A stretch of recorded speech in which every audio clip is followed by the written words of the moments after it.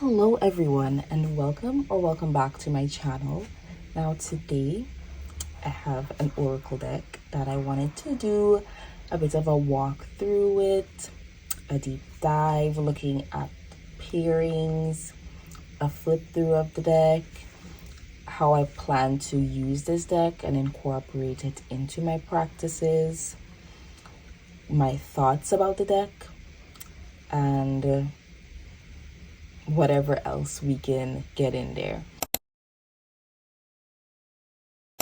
So this is the Mantra Oracle by Lily Barbary Colon. I'm not too sure how to say the name. I'm sorry if I'm butchering it, but I recently got this deck a few days ago, very recent, and I've been playing around with it a little bit. I haven't really dived completely into the deck and fully integrated it into my practices yet, but I definitely have plans to.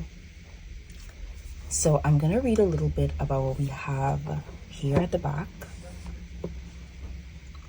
And it says, channel the potent energy of spoken invocations. Whether you seek inspiration, insight, or the answer to a particular question, the Mantra Oracle is a powerful tool for your daily practice. Now we have here a little bit about how to use the cards, and we have a bit about the packaging. Now, I do want to get into that because the packaging is an issue. I don't know if this is because I got it on Amazon, but if you notice, it is pretty banged up. And this is brand new. And that's not even the worst part. This is broken. So not very elegant. It is a gorgeous box, and I would have really appreciated it if it were a whole box, a completed box, and not damaged, a new box perhaps. But it's not that big of a deal. It's just a minor inconvenience because I do like to store my decks in their boxes, and even though it doesn't hamper storage in any way, it is a bit annoying to use a deck and it's like this. But I think I'll patch it up as best as I can, and that's it about the box. I do want to get into the cards. It did mention that it's 54 cards and it is gilded. So we have our cards here. Now the thing I love the absolute most about this deck are the backs of these cards. It is the most stunning image art creation that I've ever laid my eyes on. I don't know what about this composition is just so striking and beautiful to me, but it's everything. I absolutely love it. And the art on the cards I love so much as well. So much. It is quite a beautiful deck, and I'm glad that at the very least these didn't come damaged. I haven't counted the cards actually, so I should probably see if I have any missing cards. Okay, so I counted them and we're safe. There's 54 cards, thankfully. And this deck has a mantra on the card along with a tiny little message, some text as the title or the information keywords. I don't know how to explain it, but it's just a little bit of additional information about the card for your reading purposes. And it is gilded. Okay, let me show the entire deck. It is gilded. beautifully, but the cards are cut uneven. I don't know if you can tell, but they're not all even, which is not something that bothers me too much, not something that I really pay attention to, but it is uneven.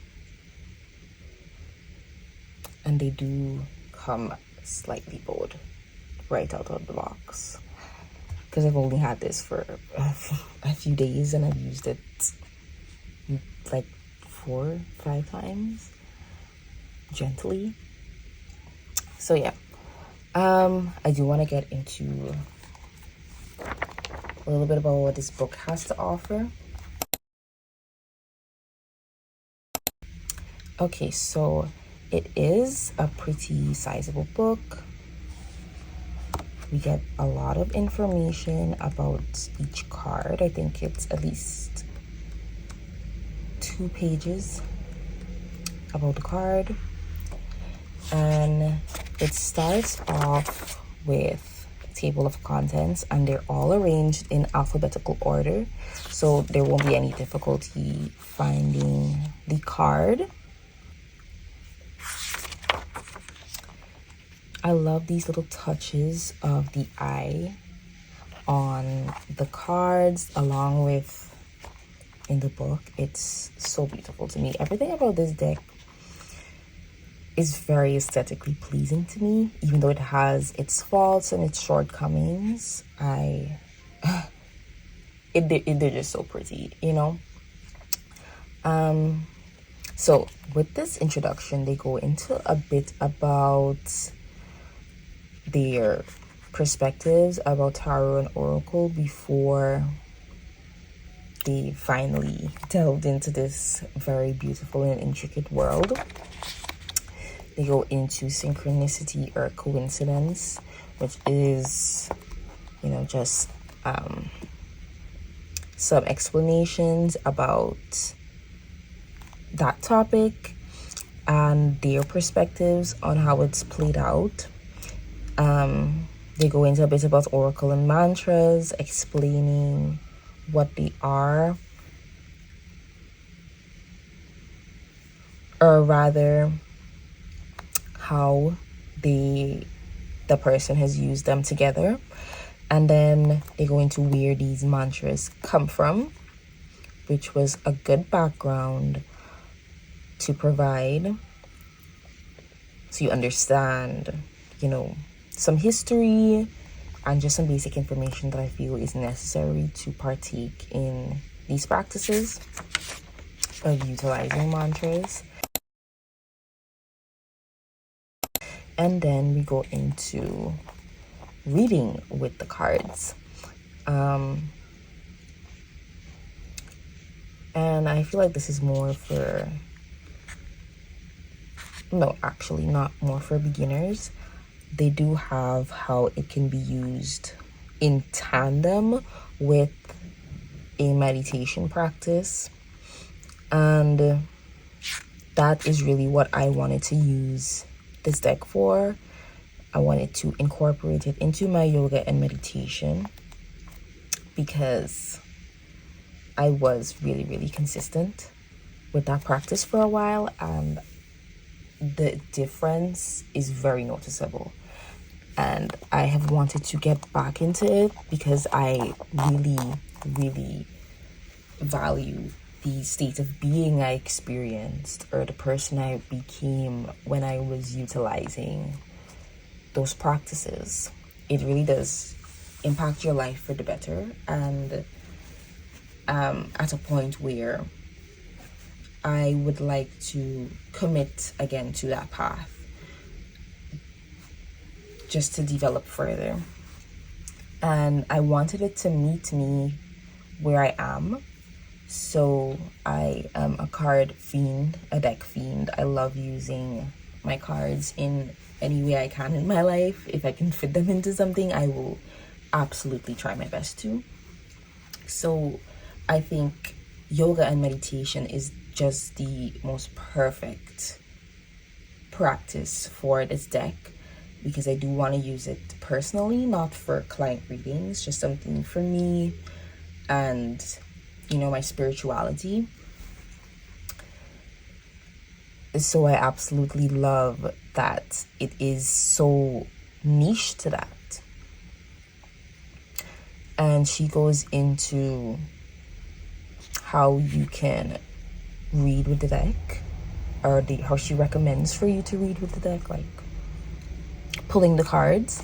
And then we have some explanation on interpretation.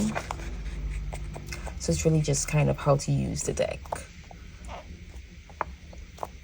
And she does say that you can use it alone, or you can incorporate the actual mantra to reap the benefits of it.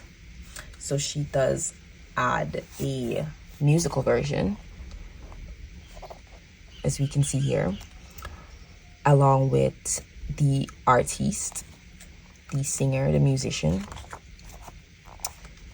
Or you can say them on your own, and she says that you don't have to worry about the pronunciation so much and just focus on your heart and not your head.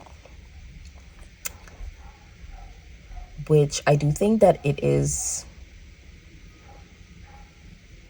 in good faith or in good practice to actually research how it's supposed to be said. Just for respect to, you know, the practice and where it originated from, and to reap the actual benefits you're supposed to reap. Which I think there's nothing wrong, like if just in the moment and want to say it how you see it or how you feel it. But how I would like to utilize it is first understanding how it is actually said, just so I can respect the language it comes from and honor it, because it does come from Gurmukhi and Sanskrit,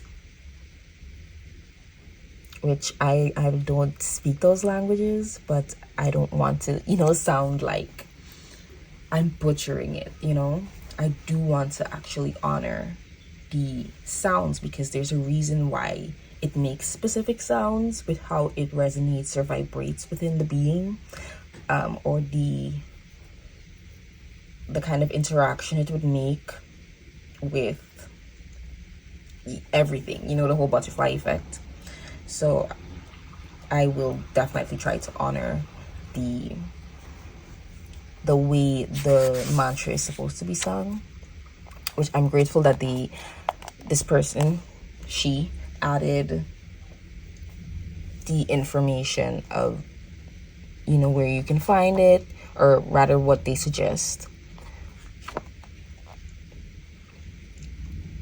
And then she does explain how you're supposed to chant the mantras, which I really appreciate. And then, you know, when it's best to meditate with the mantra. And this is important because it does bring about certain changes.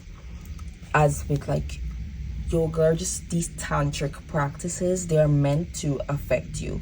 So certain mantras would, as she mentions, give you energy or stimulate a certain part of your body, which could, you know, counteract or coincide with certain events within your life.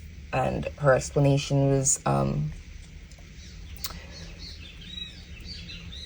some mantras might overstimulate your vital energy, and chanting them before bed may prevent you from falling asleep. So for something like that, you wouldn't want to see a mantra that is really stimulating, or practice a mantra that's really stimulating before bed, or you wouldn't want to practice a mantra that makes you feel really, I don't know, sleepy when you have to go to work. So you can use these for tantric purposes, or you can just use the deck to get a simple message. Just pull a card and get a message of the day and go about your day. And I love that it is that multidimensional, and I can benefit from it in several ways, and it's not just one way that I'm supposed to use the deck. And then we go into the information for the card. We got into a little bit of the book, just the info before the juicy bits. I do want to get into the cards.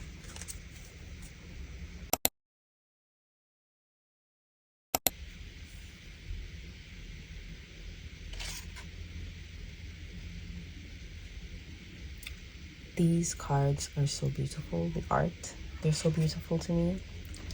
And I love the little information it provides. I feel like it's really mentally stimulating. Like, it really speaks to me. These kinds of phrases. And I find that the imagery really helps you to feel the message, especially when you use it with the mantra and like you observe the art. It feels so vivid, and I love experiencing that.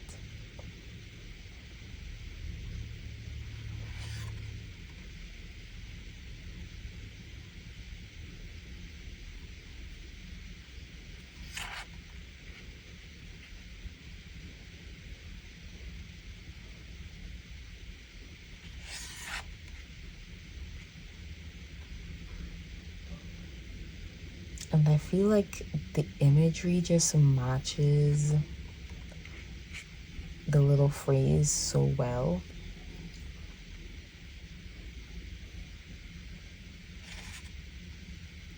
I did shuffle this deck, so it's not in order. If you can tell by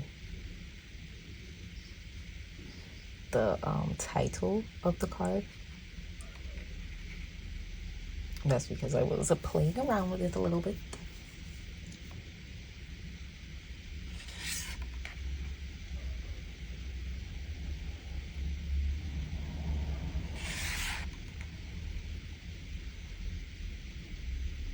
I think the imagery really captures the essence of the card very, very well. I listened to one of the mantras from a card pull I did, and the imagery felt exactly how it felt, to just kind of tune out from the world and focus in on how this mantra was making me feel. It was the most beautiful experience.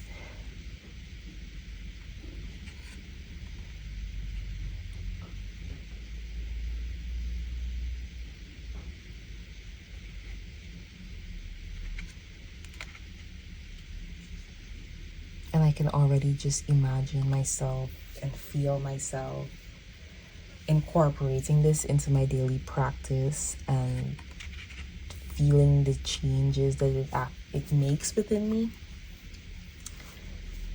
Because not only are you developing spiritually on a physical level by doing yoga or meditation, or on a mental level, but you're also developing your consciousness, the way you see the world, how you understand and relate to things.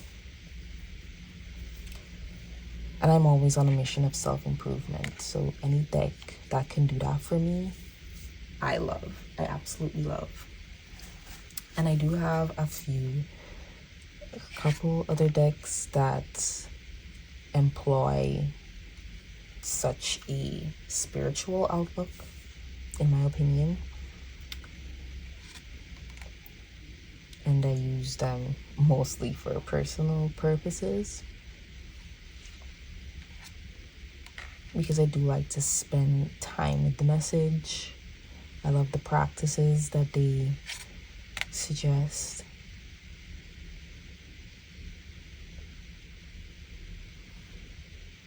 I love the little detail of the eye on this card.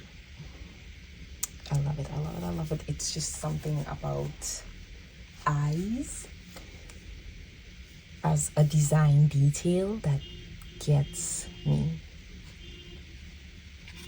I love it. I love this image. They're just so stimulating to look at. It really makes me feel things, see things, understand things. This deck really speaks to me, which I love. I love a talkative deck. I love when a deck can evoke emotions, memories, feelings. It's just sliding all over the place.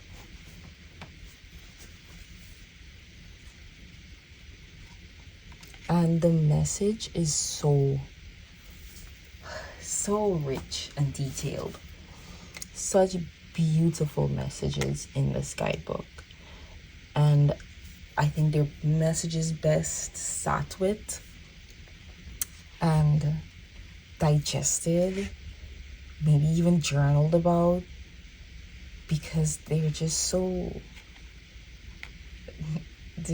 much information that you can digest and utilize to shape your understanding of things, to do shadow work, even, which it doesn't look like a shadow work deck, but I think that it would be really great for shadow work because it makes you think, it makes you feel, it helps you to address things.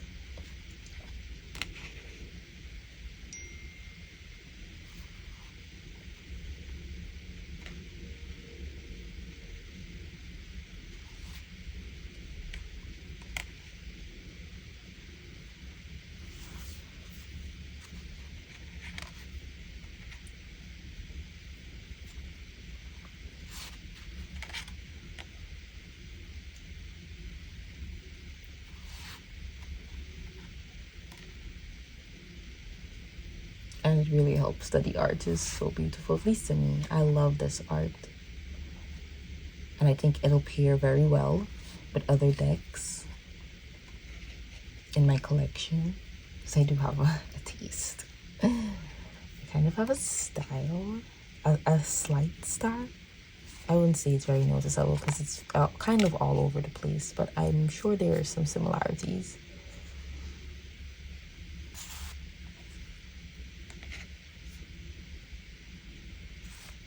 And I think I do have some decks in mind that I could buy that would pair beautifully with this deck. Okay, and those were all our cards. So since we have this first card, we're gonna look at the message for it, see what information we can get. So I'll just take this, put it up here. Hopefully we can fit everything. Okay. It's okay, I don't know how to pronounce that. So I'm not gonna do that and butcher it. Not me going backwards. Okay. Let's put this here.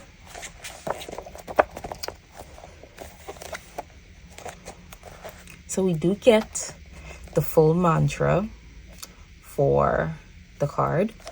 We get a translation of that mantra, and then we get a message and practice. Well, a message, practice, and a suggested musical version.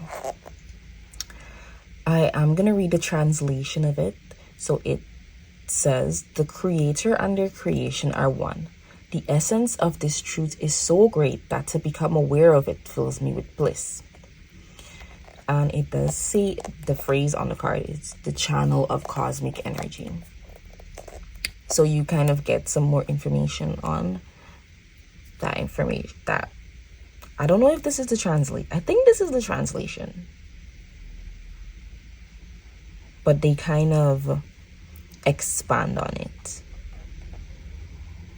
if that makes sense. This is like what would match the words, and then this kind of explains, I'm guessing, the full mantra. I'm not too sure.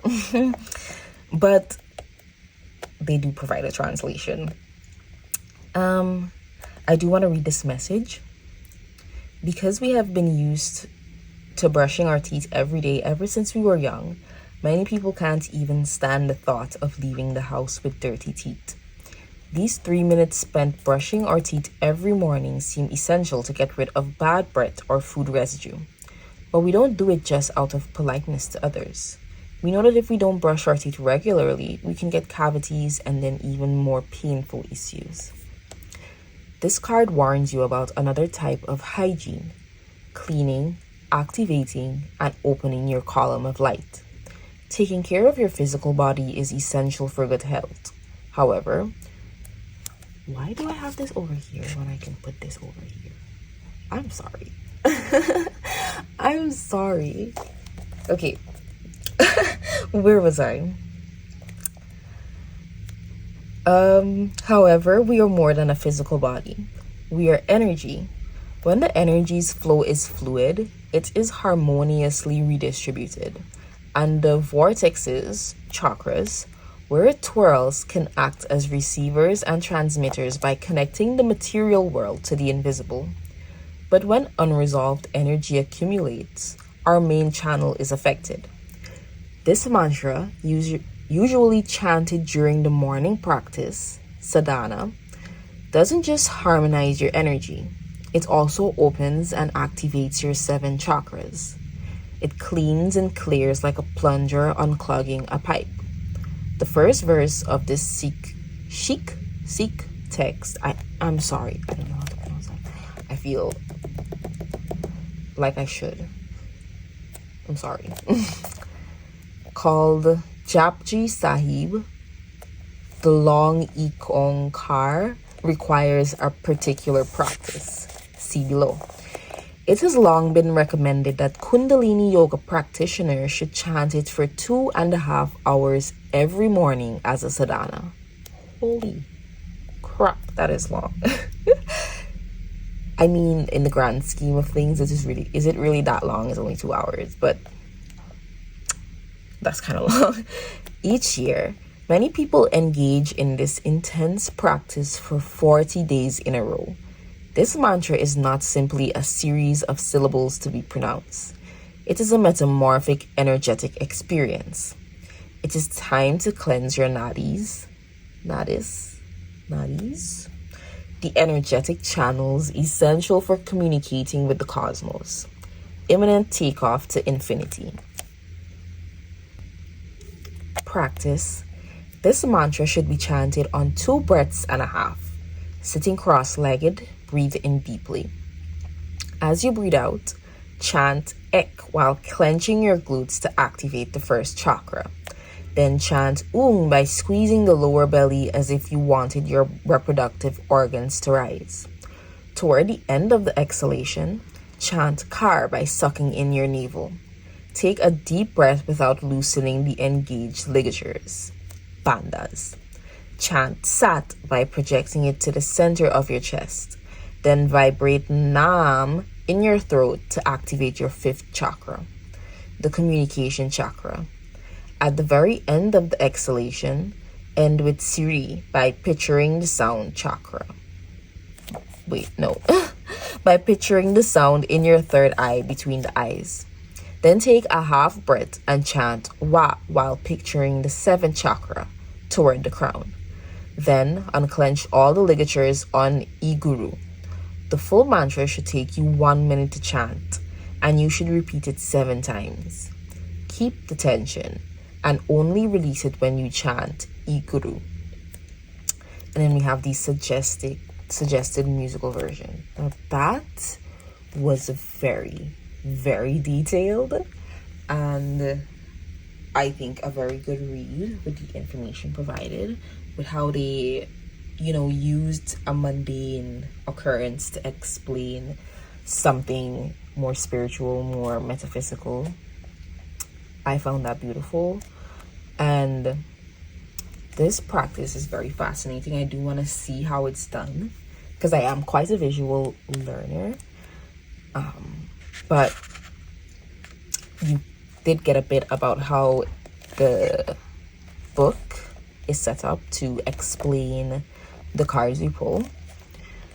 So it really does tie in very deeply to the meditation practices, tantric practices, and I can definitely appreciate that guidance is provided if you want to, just spend some time really getting into what this deck is trying to do for you. We do have some acknowledgements at the back. So that is that.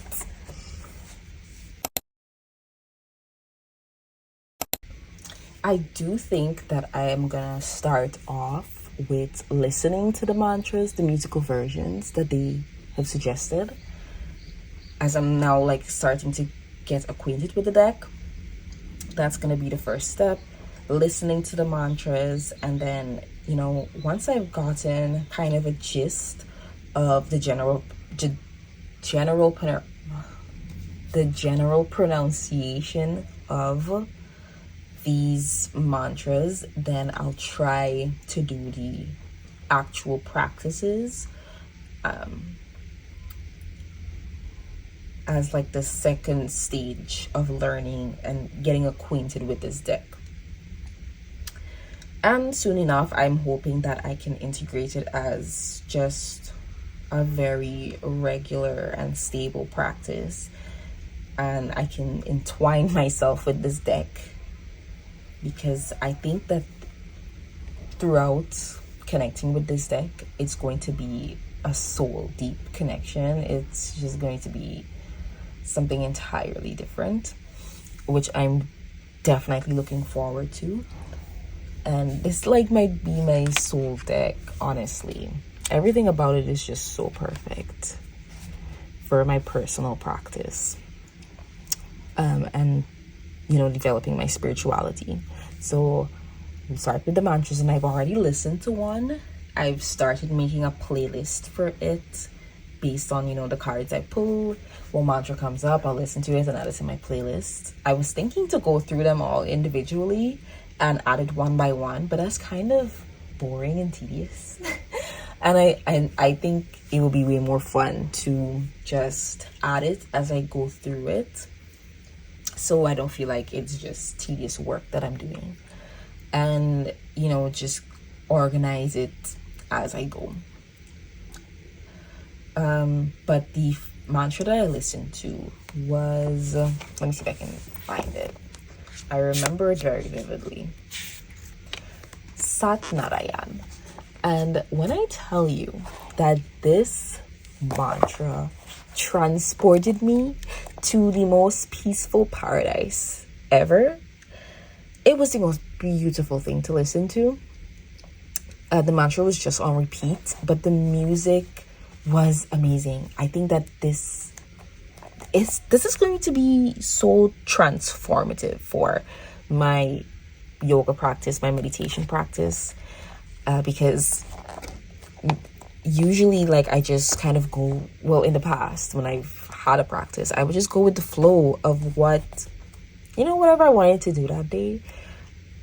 But now I can get streamlined information, or just streamlined topics that I can explore in my practice as I get deeper and deeper. And I think it would also be amazing as a journal practice as well.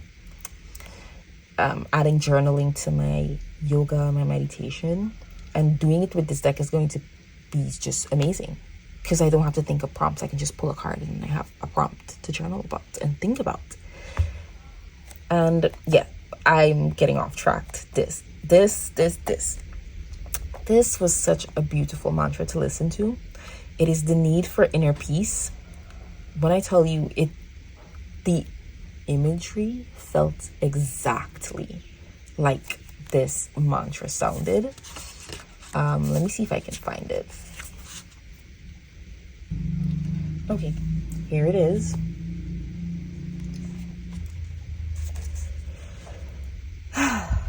This beautiful, beautiful imagery.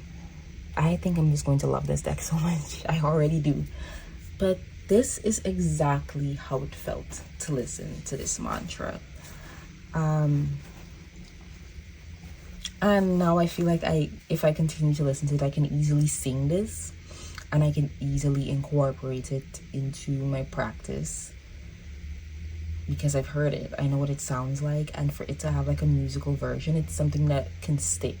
You have a rhythm, you have like something to hum to, so I can do this mantra whenever I want to achieve that state I felt listening to it. Or I could just listen to the mantra because I will have the playlist for it. So it's just amazing. It was 7 minutes long and just absolute perfection. I was floating. I felt exactly like this. I don't even know how better I can explain it, but I felt exactly like this imagery. So I think that I'm gonna have a lot of fun with this deck. I do want to get into some pairings because I've just been rambling. So I do want to look at some pairings with this deck, both Oracle and Tarot. So let me go grab that.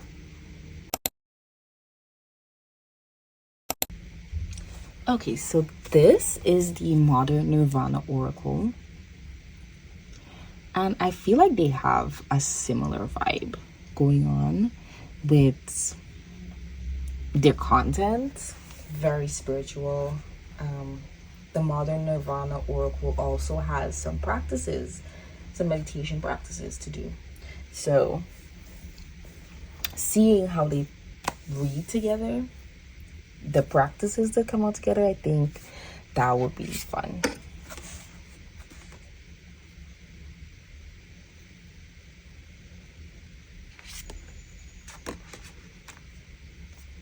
I think they look beautiful together. I think they both have a similar vibe going on. There was another deck by, I think, the same artist or creator of the Modern Nirvana Oracle that I really love, and I feel like they would make an amazing trio. I can't remember the name of it right now. Okay, I just looked it up and it's the Amenti Oracle. I think it's a similar concept, but that one is more affirmations. But I think these two are amazing together. The imagery, very, very visually stimulating. Oh, that is beautiful. Wow, hello.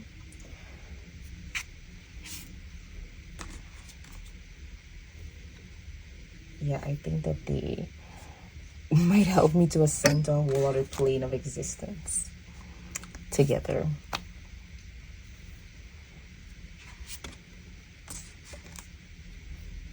Yeah, I think they just really match well. The art, I wonder. Yeah, just the art, the concept, the messages. Though the Modern Nirvana is way more, I would say woo-woo. Is it what I say is way more woo-woo? I think the messages in the guidebook, you need to kind of sit and process it. Sometimes it may not be readily apparent what it could be trying to tell you. I love that the Modern Nirvana adds a pop of color in the pairing, because the Mantra Oracle is kind of muted, which is not a problem at all. But I do like that additional pop of color.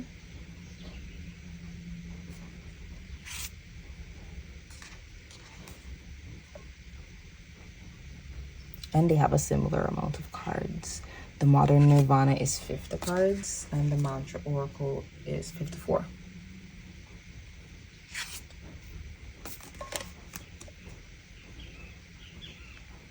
Okay, I think that should be it. I think this is a beautiful pairing. Love, love, love how they could possibly work together, but I wouldn't know because I haven't tried it as yet. I just thought that they would be visually pleasing. So let's move on to our next deck. Next, we have the Botan Tarot. And I think the art of these two together is going to be stunning.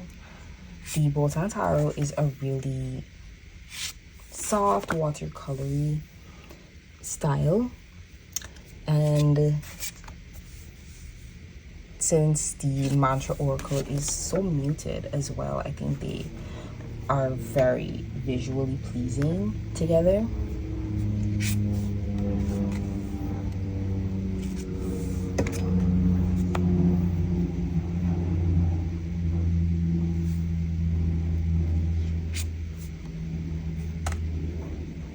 Very, very beautiful.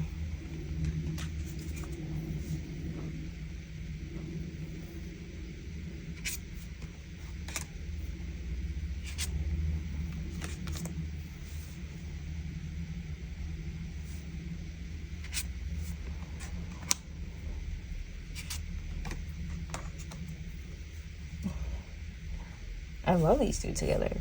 I do feel like even though the art style is different, the Botan is way softer. We have very watercolor vibes. The mantra oracle is a bit sharper, more stippling,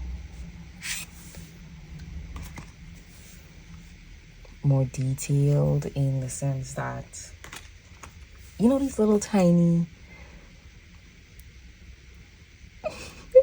I'm an artist and I'm acting like I don't even know what I'm talking about. The shading style, the very detailed shading style, whereas the Botan Tarot uses color as shading rather than pen or ink.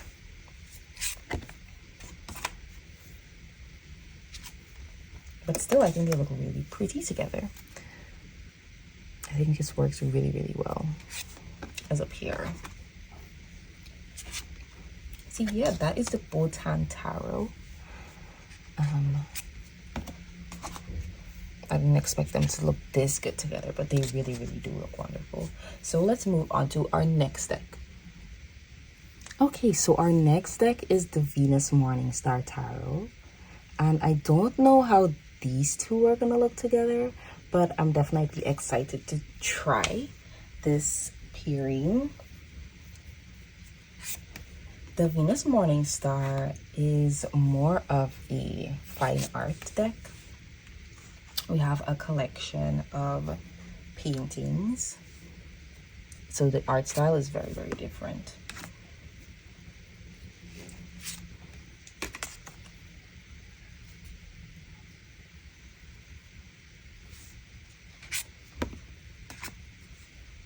I don't know. I do like it. They're not a bad pairing at all. Like, it doesn't look strange, in my opinion. I would love to hear your thoughts on this pair. Oops. But I don't know, I feel like the differences complement each other. It's not clashing, to me, at the very least.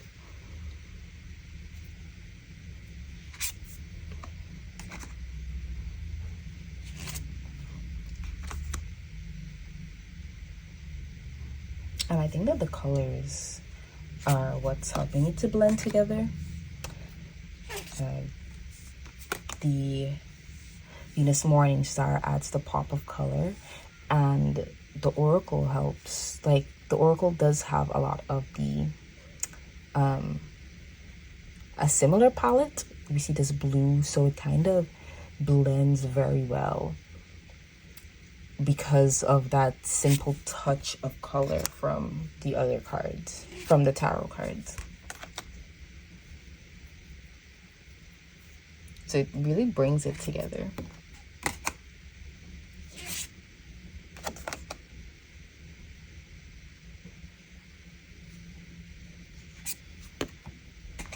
usually when two decks have like really different art styles, it can bother me. But these actually don't look bad together at all. It's not clashing. Neither are overpowering the other. Neither is overpowering the other.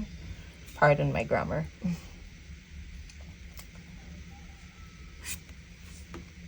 So I think that this pair is beautiful. And the Venus Morningstar, I do use it in my deity practice, so I think that they would work very well together, since the Venus Morningstar has affirmations in the guidebook instead of like the typical card explanation. So I think the information that I can get from them, or excuse me, sorry, the messages that I can get from them together would be really nuanced, because not only do I have a practice to do, a mantra to do, but I have an affirmation that I can pair with it. So that's great.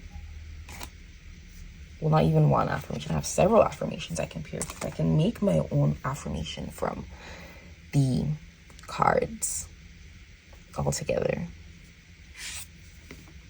So yeah, I think that I like this pair. I didn't expect to like it so much, actually.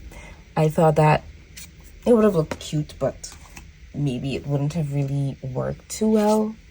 But I was severely mistaken. I actually quite love how they look together. So yeah, that was the Venus Morningstar Tarot.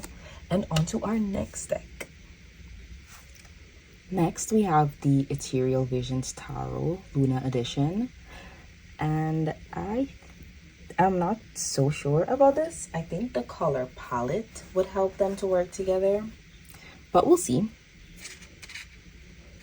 Oopsies.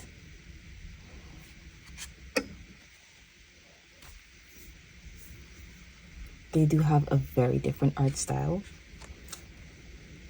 is what I'm noticing right off the bat. I'm not sure. They definitely have a similar color palette, but I think that the holographic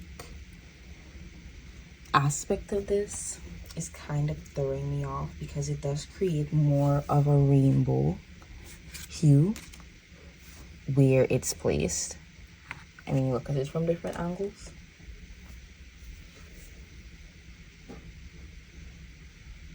I don't know, I'm not liking this as much. Yeah, I don't think I'm liking this. So let's move on. So next we have the White Newman Tarot. This is really colorful. I think that they have a similar art style, but the color might be much, but we'll see. It could complement each other. I wouldn't say that the art style is extremely similar. I would say that maybe the techniques they use are similar.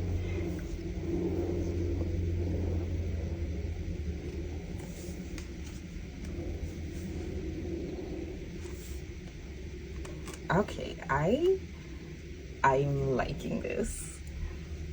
I am liking this.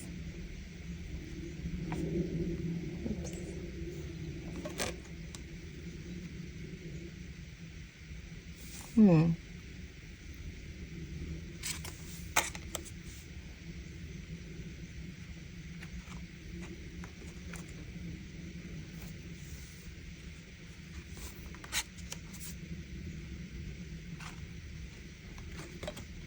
I think I like it.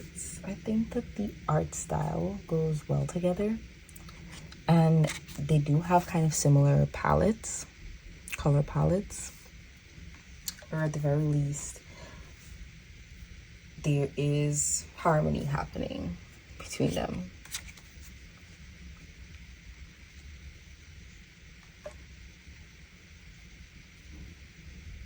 And I'm not put off by the amount of color in the White Newman Tarot compared to this, because I think they complement each other.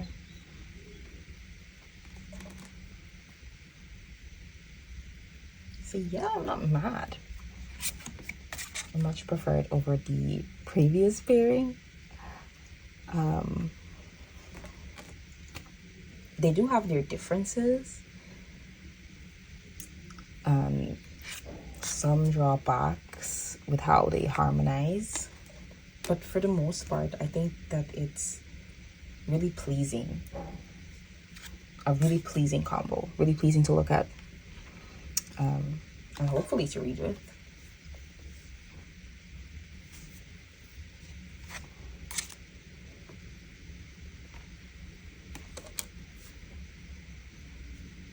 So yeah, that was the White Newman Tarot. Let's move on to our next. Our next deck is the Tarot of the Woodland Wardens. I wanted to try this because I feel like the art style would complement each other, because of how sharp it is and the color palette as well.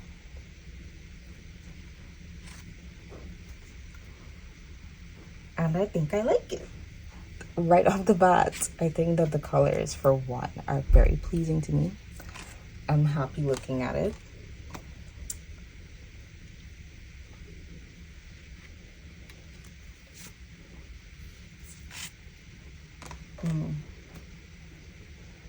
Yeah.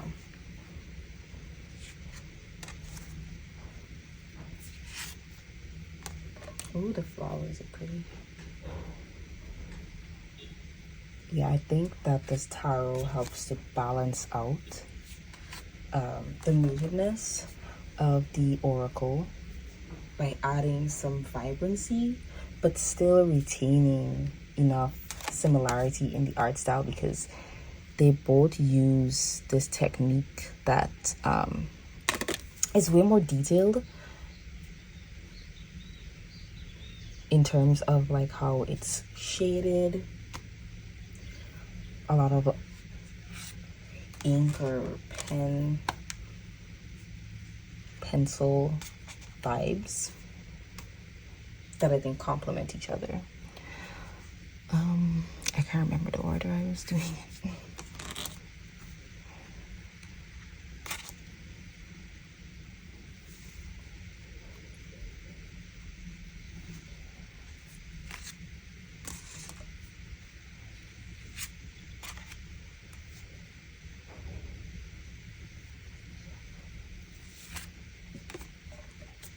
I feel like I didn't shuffle this deck.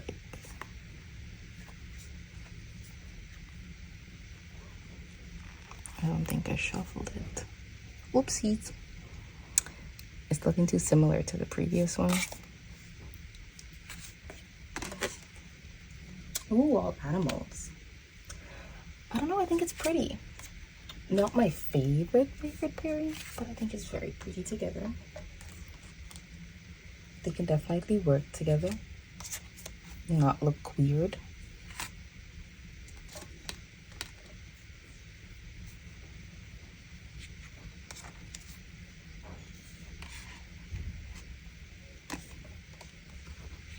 So yeah, that was the Tarot of the Woodland Wardens.